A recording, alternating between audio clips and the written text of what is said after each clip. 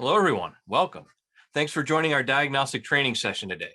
Now, this week, it is a pre-recorded session, so if you do have any questions, if you're watching on Zoom, you can reply to the confirmation email you got. That'll go to my email box, and then I'll respond to those when I get back from traveling. If you're watching this on YouTube, just leave a comment under the video. Same thing. I'll get to those when I get back. And then on Facebook, you can just leave a comment underneath as well, and then I will get to those at the end of the session as well. So my name is Jason Gabrinas.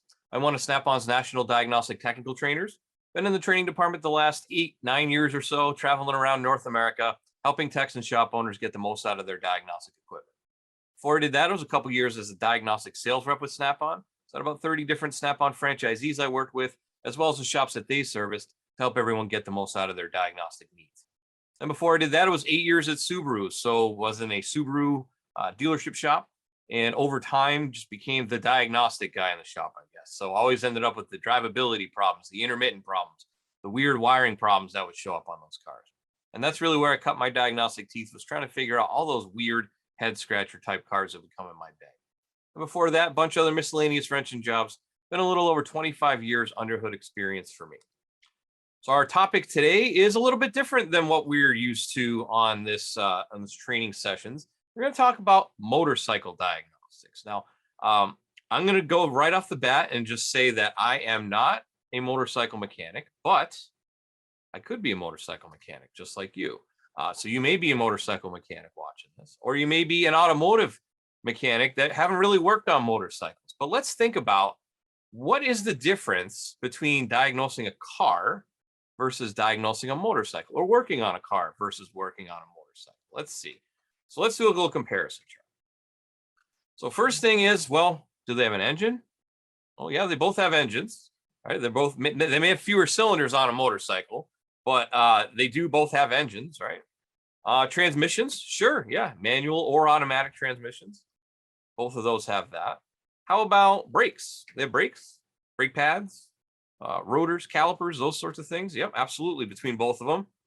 Be very similar way of fixing them, diagnosing them as well.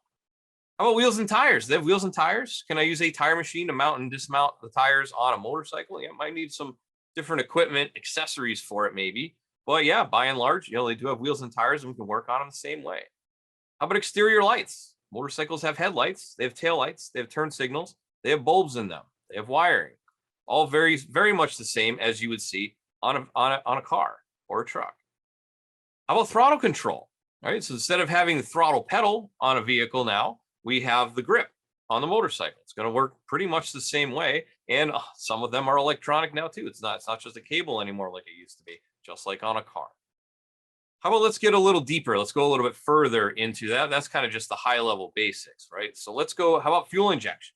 Right, motorcycles at the beginning, of course, just like cars, they were carbureted, but over time, over the last 20, 30 years or so, they've been slowly adding fuel injections to them as well. So yeah, we have fuel injections. So we have fuel injectors, electric fuel pumps. Automatic transmissions used to be you'd have to shift the bike manually, but now, of course, yeah, we have automatic transmissions as well. So same type of idea. ABS, analog brakes. Do we have analog brakes on a motorcycle? We sure do. So we'd have an ABS pump for that and so on. How about tire pressure monitoring?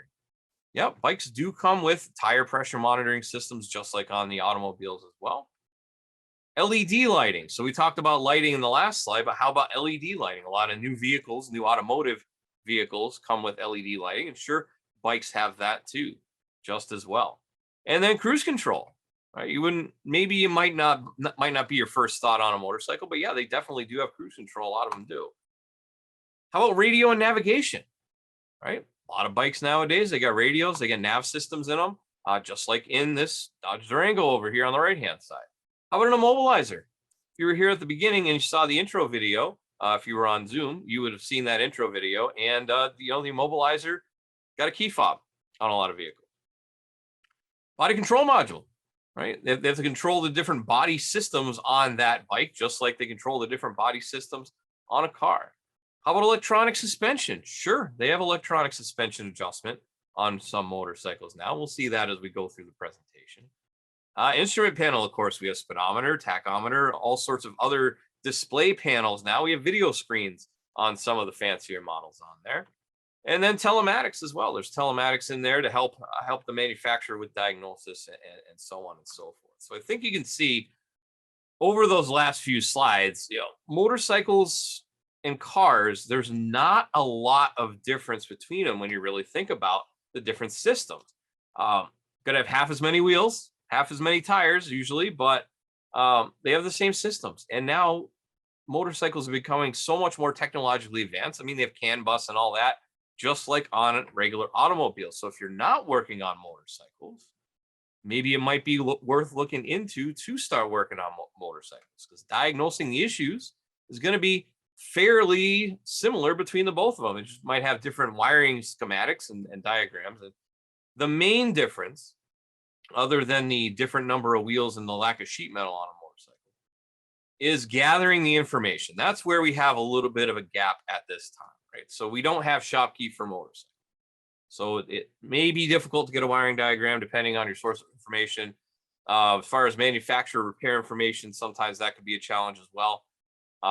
So that's really, I think, going to be your main challenge, is gathering the right information. If you can find a good source for it, that would be wonderful if you had a good source, good solid source for that. Oftentimes, I believe you just have to go right to the manufacturer to get it.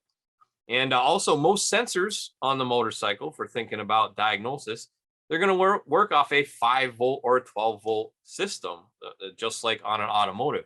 And the scan tool functions are going to be the same as well. So I will have codes, bike set codes, just like cars. The codes, data, functional tests, all of that I would use to diagnose an automobile.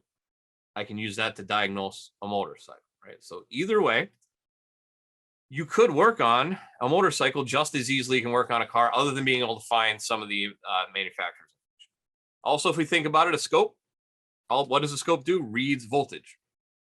Meter, going to read the voltage. So the scope and meter functions are going to be the same as well. So say I have a 2-wire sensor or a 3-wire sensor, and that's off of 5 volts, then I should know what I should need to see on the screen, and I should be able to still test it. I was teaching a class one time, and person came up to me after the class and said, "Hey, have you ever scoped anything on a motorcycle?" And I said, I haven't had the opportunity to do that. And he said, "Well, hey, I have had that opportunity recently, and actually saved some of the files off my tool." And he handed me a USB stick and had a couple different files. So this was on a Yamaha 1900 or 1800 cc. They rounded up to 1900. And this was on a crank sensor, or crank trigger as they call it. And that is very much like on an automotive system. It's an AC signal generator. So you can see this is the bad one. This is before they replaced it. So it was giving a weak signal. It should be higher than this and lower than that. It's a very weak signal. And you see it's strong and then weak and then strong and then weak. Kind of has that weird up and down going to it as well. So it wasn't running very well at the time. Then they replaced the crank trigger, and that's more of what it's supposed to look like right there. So we can see it's got a flat spot there, and then it goes up and down AC on both sides, going up to a little over 30 to negative 30 volts on either side there. So I thought that was kind of interesting. They had, hey, let's check out these scope patterns, and they look very much like an automotive scope pattern. If you check the fuel injector is going to look the same as an automotive fuel injector. It's going to depend on whether it's what kind of fuel injector it is, but by and large, it'll look the same. It'll be the same type of test. Map sensor is going to just put out a voltage. Coolant temp sensor is going to put out a voltage. Oxygen sensors are going to put out a voltage. It's going to work the same way as it would work on an automotive application. So if you see, there's a lot of similarities between the two types of vehicle. It may be different, or may seem different, or it may seem like it's something you won't be able to tackle, won't be able to handle, but you're doing it all day long on a vehicle, or a car, or a truck anyways. You could be able to do it on a motorcycle. I know there are some shops out there that work on anything that comes to the door. As long as it's got an engine, they'll be able to work on it, right? Lawnmowers up to tractor trailers. And some shops are just like, no, I'm just going to work on cars. Some shops, they just work on motorcycles. Either way, you have the tools and the capabilities to be able to work on these vehicles, is what I'm trying to say here. So here's an example off a BMW Motorrad, some of the capabilities that you could use to diagnose and help you fix a vehicle such as a BMW motorcycle. It's kind of it's one of the fancy ones with all the fairings and It's got a lot of bells and whistles on this one too. So it is a 2012 BMW Motorrad K series, a K4, and it's got a 1600 cc, 1649 cc motor. They call it a 1600. And there's a picture of it right there. You know, it's got all the fairings and stuff. And it's got the saddlebags, comfy seats, and all that good stuff. It's good cruiser bike. So first off, the diagnostic. Here's another difference between, well, at least modern automobiles versus motorcycles is motorcycles up until very recently are very much like OBD1 automobile, right? So we have, every manufacturer has their own connector. So you need to have the right connector for it. But in this case, it's a BMW 2 adapter. It's underneath the seat. So it tells you it's underneath the seat there. Front left side under seat. Seat removal is required. And there's my barrel plug right there. I go a little further, there's a closer view of that. It's got a locking tab on there as well. So that's just where we would plug in the cable. And we can scan the vehicle just like we would be able to scan an automobile or a truck. So in this case, many of the motorcycles capable in the tool, it can give you a fitted system or all systems list. So fitted system is going to display just what's on the vehicle, on the motorcycle. And then all systems will give you all possible systems that could be on there, but maybe they're not. Oops, back up there. Yeah, so all systems list is available add-ons. Also, just like in the automotive world, we have a full vehicle code scan. We can go through and scan the entire vehicle for codes. Also have one-touch clear all codes just as well. And then we can access all the systems on the vehicle individually, on the motorcycle individually, with a single click. So example, engine, ABS, tire pressure monitors as well. This vehicle also has active headlights, anti-theft alarm, audio, body controller, satellite controller for the body as well. Body controller special vehicle, dynamic damping control. So there's just some of your electric suspension there, electronic suspension adjustment, immobilizer, instrument panel, side view assist. So that's something with the mirrors or so, I believe with that. You can go in just like on a car and you can clear codes, read codes, clear codes, data, functional tests, read the ECU ID, read software information, special functions within the functional test. Data stream, just like on a car, we have data stream too. So here's our different switches, battery voltage, cam speed, ignition coil closing time, clutch switch, coding, all these different things that I can use to monitor and diagnose very much like I would be able to diagnose with a car. So also you can go through and set your trigger points. You can do graphs. You can do a custom data list. You can flag them for min and max values with that PID trigger, right? And you can save a data playback movie as well. So let's take a look at some functional tests in here on the engine. So it's got quite a few. Coolant temperature warning light, electric fuel pump, engine warning light, exhaust flap servo motor, fan, injectors. We can turn the injectors on and off, do a cylinder kill, oxygen sensor heater activation. So if I need to test the oxygen sensor heater, because yes, it does have oxygen sensors on there, secondary air valve, throttle valve servo motor tests. There's different actuator tests on the vehicle, and then there's also some special functions in there as well. So special functions would be like adaptations and relearns. Here's another example on oxygen sensors, right? So I need oxygen sensor data to be able to diagnose some of these systems on the vehicle. So it's just like a modern automobile. Our motorcycles have oxygen sensors on them. So bank 1 and bank 2 as well, because we have 2 cylinders. So we actually have individual oxygen sensors for each bank. And then also in there is going to be service resets as well, if applicable for the vehicle. So in this case, the BMW has kind of a fancy system. So it's got a read and set service date and then read and set remaining distance to service as well. And the nice thing about that is you don't have to take if it's your bike, you don't have to take it back to the manufacturer or the dealer to do it. Or if you work in a shop and you want to be able to cover your customers, you give an oil change to the bike and you need to change the service reset. Just like on a car, you can go in there and change the different distances, service days, dates, years, etc. in there. So you really can avoid those dealerships. You don't have to do that. All right, so you don't have to worry about that. And, any old shop that works on automotive could go in there and have the capabilities to work on motorcycles as well. So you may have noticed by now that I bring this up because there is motorcycle coverage in Snap-on scan tools. The other reason I bring this up is because now, as of last week, with the latest software update that just came out, All intelligent diagnostic tools also now have this capability built right into the tool. All you got to do is update the tool, and then you need the adapters as well.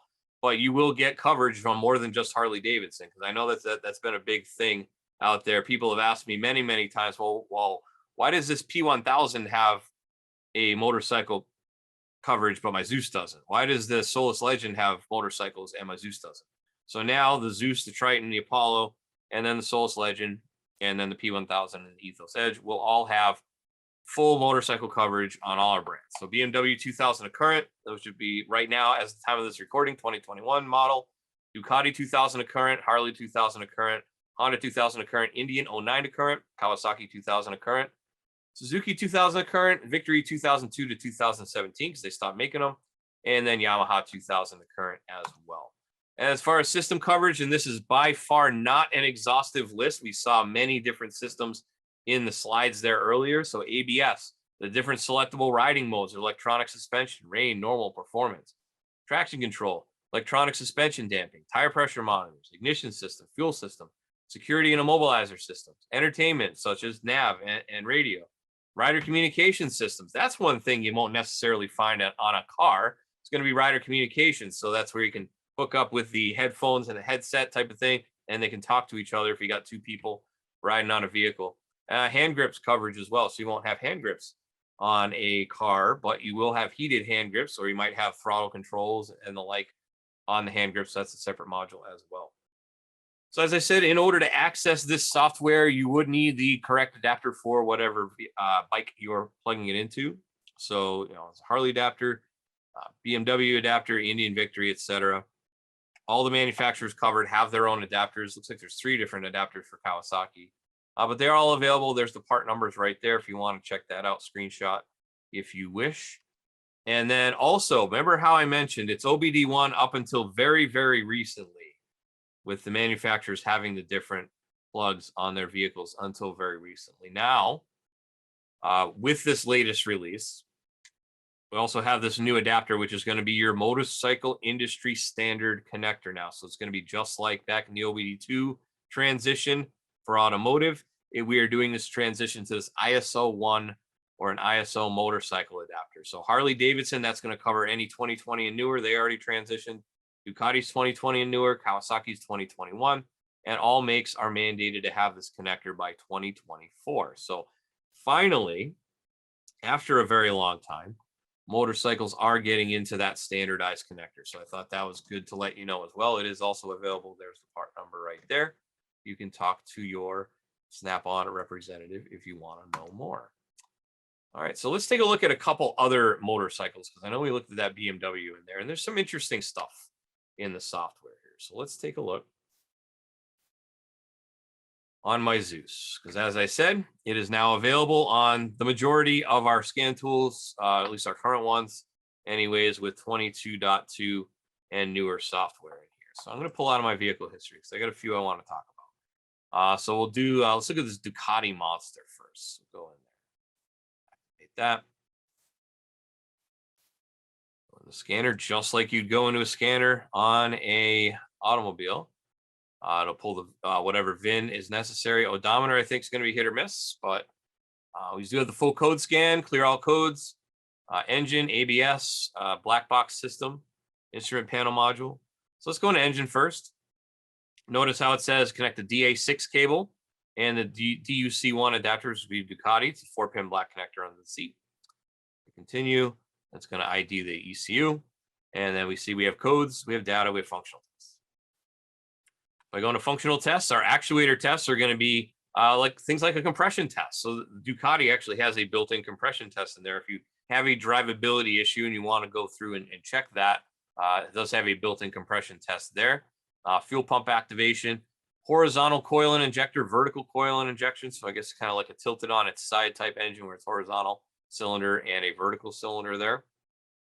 And then also in special functions, it's going to have CO adapter parameters, idle control adaptives, reset a TPS to closed, chassis number writing, reset self-adaptives for air-fuel ratio. A lot of capabilities in there with these tools. Let's look at the black box. That one's kind of interesting off the top of my head. Just looking at it, seeing Black box, that's kind of an interesting thing because we talk about that with cars all the time.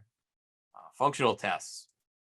So things like, oh, so that's going to be their like the body control. So exhaust valve, fan activation, suspension's got semi-active suspension, you can set it to full soft or full firm to test the electronic suspension on the vehicle. Special functions, anti-theft, enable and disable as well.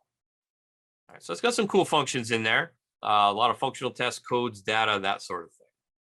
All right, let me check on, let's see, what's next. So we had that one, this 2019 Harley here, Road Glide. All right.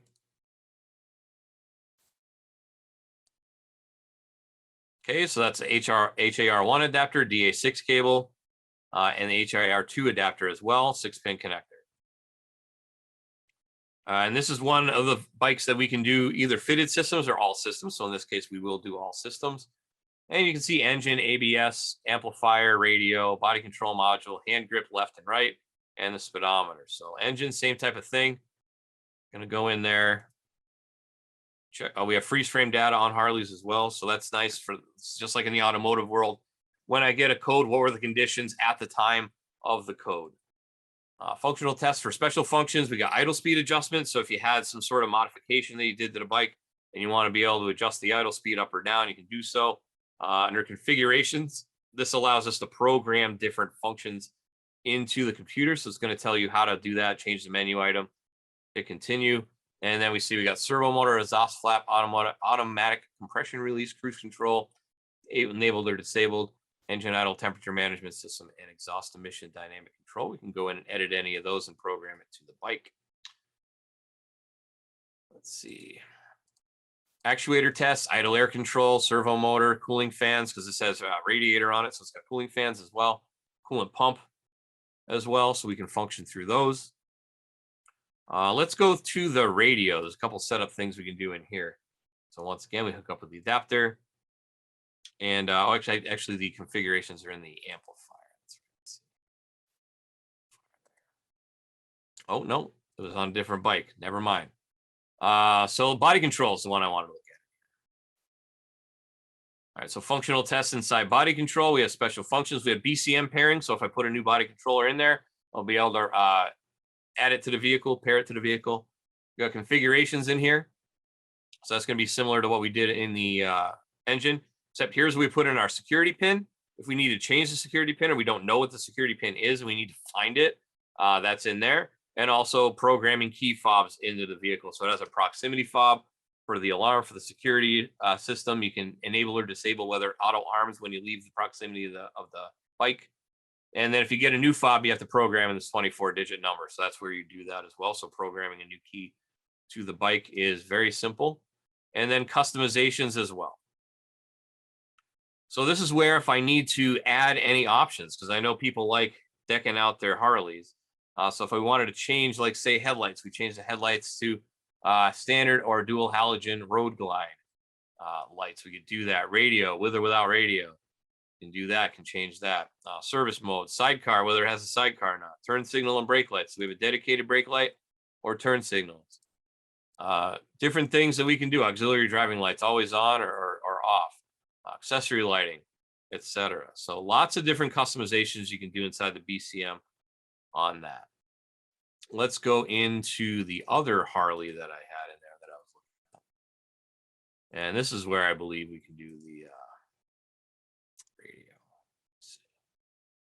Okay, go into the vehicle, all systems, and radio. Okay, and then there's radio configurations and radio pairing. So the configurations allows me to, for example, if I needed to change my speakers. So in this case, we've got 4 speakers, upper fairing, rear pods, no amplifier. There's multiple different options. So what do I have? Maybe I added a couple speakers as well. So maybe we'll switch it over to that.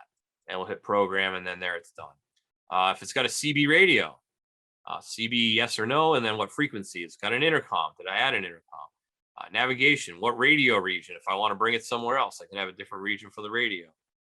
Amplifiers, whether those are installed, audio inputs, Bluetooth, satellite radio additions, anything that's added needs to get set up in here. So that's like a factory level function to be able to do that. And then all I have to do is hit program, and it will program it, and we're done. Very simple. The other thing I wanted to mention too is with the ABS. So with the ABS, you could use this for, let's say, for example, you wanted to put a taller set of handlebars on it. I know that's fairly common. So if you wanted to do that, you do have to crack open the brake lines. You need to put extended brake lines on there. So with the functional test, you can go in, you can actually go in and bleed the brake system. So if you go in, bleed the brakes, you can hit the front brake, the rear brake, both, do them one at a time. And then you'd be able to bleed the air out of the system. Once you have to replace the lines, you can go in there and you can bleed it automated, which is kind of nice. I like that we're able to do that. All right, so with that, I think that is my time for motorcycles. So hopefully you learned a little bit more about, they're not so different after all when you think about it. They're really very, very similar to an automobile, especially nowadays with how many systems and electronics and networks they have on the motorcycles now. They're very, very similar to how you would diagnose a car. And if you think about the sensors, 5-volt sensors, signal generators, fuel injectors, fuel pumps, oxygen sensors, all of these work very much the same as in the automotive world. So if you and also know that the scan tool is very capable of being able to do a lot of the functions that you will need in order to diagnose the vehicle. So hopefully you picked up a few tips and tricks there. Hopefully if you have one of those tools, it might be worth the update for you. Might be a new way of generating a little more work in the shop if you wanted to go that route. So definitely more than capable for that. All right, so let's talk about what we're going to talk about next week. And next week we are bringing it back 5 weeks, because we do, if you did not know, we do 5 weeks worth of classes, and then we repeat those same 5 weeks again before we start over with another set of 5 classes. So next week is going to be starting back to class number 1 in this series. So that would basic electronics back then. We're going to take it all the way back to basics. What's an ohm? What's an amp? What's a volt? We're going to talk about different relationships, Ohm's law, basic voltage drop testing, things of that nature. So if you want to join me live there, it'll be 6 and 9 Eastern next Tuesday. You can go to snapon.com/OT to register and hold your seat on Zoom if you want to go that route. On the 6th Eastern, we go to YouTube as well at the same time. So you can go to youtube.com/Snap-on Diagnostics. If you're watching this on YouTube right now, please make sure you like the video and subscribe and ring that little bell to make sure that you get notifications anytime we go live or post new videos. The 9 p.m. Eastern time session goes to my Facebook page. So if you go to facebook.com/SnapOnJason, all one word, no dash in the Snap-on, you can go follow me there and check it out on Facebook if you want as well. We try to give you as much free training as we possibly can. So we give you 4 times to watch these classes live, because as I said, we repeat. So if you want to see any of our past episodes, we have things like ADAS, code-based diagnostic workflow, no-code diagnostic strategy, component testing, all of these things we did over the summer with that component testing classes. And then everything else we've done so far, this all the way back, we've got over 40 episodes worth of content here now. So definitely worth checking that out. Once again, go to YouTube. There's a playlist for that, youtube.com/Snap-on Diagnostics. And with that, we're up to Q&A. Now, as I said, this is a pre-recorded session this week. So if you do have any questions, if you're watching on Zoom, just reply to the confirmation email. That'll go to my email inbox. If you're watching on YouTube, just leave a comment under the video and we'll help you out when we can. And then same thing with Facebook, leave a comment under the video and I will get to those as we go throughout. Also want to make sure I mention my buddy Al, who also does free diagnostic training. He does tool-specific training. So if you want to get a little bit more knowledge as to what your tool can do, how it works, Monday it's on Apollo, Wednesday it's on Zeus, and Thursday it's on Triton. So very thorough class all the way from let's make sure your Wi-Fi is set up. Make sure that's all set and going, because a lot of features on the tool actually need Wi-Fi nowadays. And that's through the manufacturer even. All the way through, let's set up your free Snap-on Cloud account so you can upload and share files.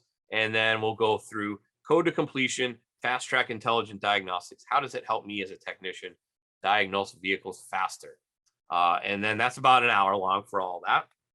Each night, depending on what tool it is, he'll just do it on the respective tool. Wednesday and Thursday, though, since those tools also have scope and meter functions, take a 5-minute break after that first hour. Then he goes through another hour on the scope and the meter and real world examples of where he would use that and what it would look like, fuel pumps, things of that nature. So same time, same place, Monday, Wednesday, or Thursday, pick your tool. snapon.com/OT. He only goes to Zoom, so you'll need to be, it's more of an in-person type session. Your camera's not on, but he'll be able to answer your questions. You type them in the Q&A. He's definitely, able to answer your questions live, and it's kind of designed to have the tool in front of you following along with what he's doing on the screen. So once again, go check him out, snapon.com/OT. It's free. With that, thank you very much for your time today. Thank you for taking a little bit of time out of your busy week to come join us. Hopefully you picked up a few tips and tricks on the capabilities that you have to diagnose motorcycles, and hopefully maybe, add that to your repertoire if that's something you want to do. If not, maybe you got a little bit more information on what the capabilities are anyway. So with that, thank you very much, and we'll see you next week for basic electronics. Have a good night. Take care.